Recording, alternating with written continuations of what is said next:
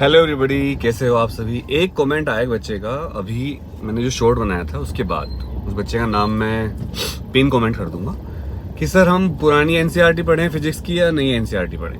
तो ये सवाल मुझे बड़ा अच्छा लगा और मुझे लगा इस वीडियो बनाता हूँ। तो फिलहाल यहाँ जाम लगा हुआ है और मैं एक वीडियो बनाने की कोशिश कर रहा हूँ समय का सदुपयोग करते हुए, क्योंकि जब गाड़ी नहीं चल पा रही तो क्या करूँ। तो भाई देखो, दो बातें हैं। ओल्ड एनसीईआरटी में सिलेबस ज़्यादा है और नई एनसीईआरटी में सिलेबस काफ़ी कम है, 30% कम है, 30 to 40%।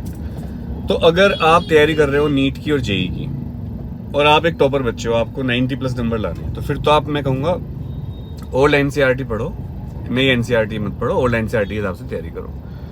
मतलब आपको 90+ नंबर लाने हैं फिजिक्स में और आपको नीट भी क्रैक करना है, जेई क्रैक करना है, एनडीए क्रैक करना है, तो मैं सलाह दूंगा आप ओल्ड एनसीईआरटी ही पढ़ो, नई एनसीईआरटी मत पढ़ो। लेकिन अगर आप एक एवरेज बच्चे हो या बिलो एवरेज बच्चे हो पढ़ाई में, वैसे नहीं कह रहा हूँ, वैसे तो कोई भी एवरेज नहीं होता, और आपको ये लगना है कि सर मुझे तो बस पास करना है और फिर मुझे अपना कोई कोर्स करना है जो साइंस से रिलेटेड नहीं है, या मुझे नॉर्मल पढ़ाई करनी है कोई, मुझे इंजीनियरिंग में नहीं जाना, या मुझे प्राइवेट कॉलेज से इंजीनियरिंग करनी है, मेरे घर का बिजनेस सेट है, या आपको जस्ट पास होना है और आपके पास होने के भी लाले पड़े हुए हैं, तो मैं आपको कहूँगा कि आप केवल नई एनसीईआरटी पढ़ो और इसके अलावा कोई भी एक्स्ट्रा बुक मत पढ़ो। आप इसके अलावा मेरे रामबाण नोट्स ले सकते हो फिजिक्स के, जिसकी पीडीएफ आपको मिल जाएगी 500 रुपीज़ में।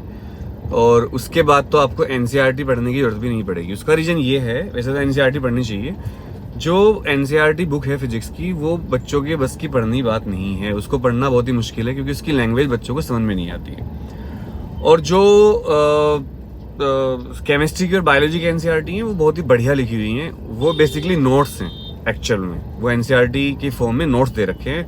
मुझे तो कई बार ऐसा लगता है जैसे एनसीईआरटी वालों को किसी बच्चे के नोट्स हाथ लग गए अच्छे से टॉपर के और उन्होंने उसको बुक की फॉर्म में छाप दिया। लेकिन जो फिजिक्स की एनसीईआरटी है ना, वो एकदम बेकार है, बच्चों के लिए तो बिल्कुल बेकार है। टीचरों को भी इसमें पढ़ने में दिक्कत आती है क्योंकि उसमें कुछ भी स्पष्ट नहीं लिखा हुआ है।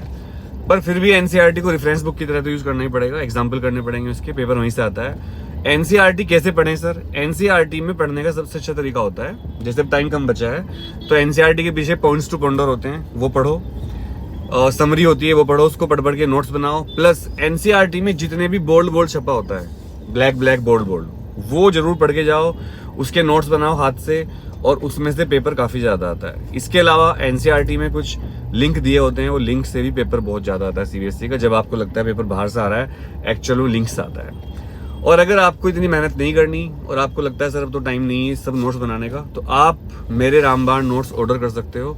उसके लिए आपको 500 रुपीज़ की गुरुदक्षिणा देनी है। और नोट्स कैसे लेने हैं? आपको 9818777622 इस नंबर पर लिखना है रामबाण नोट्स, बस, और आपको नोट्स मिल जाएंगे। ये नोट्स फिजिक्स, केमिस्ट्री और बायोलॉजी 3 सब्जेक्ट के भी अवेलेबल है। Wish you all the best. I hope आपको आंसर मिल गया होगा। एनसीईआरटी पुरानी पढ़े नहीं, तैयारी शुरू कर दो। और फिजिक्स का अगर मेरा बैच लेना है तो एक बैच तो अभी लॉन्च हो गया है, रामबाण, 10,000 फीस है। इंडिविजुअल भी आप पढ़ सकते हो मुझसे 1 to 1, और एक बेड़ा पार बैच जल्दी ही लॉन्च होने वाला है जिसकी फीस काफ़ी कम होगी। Love you all.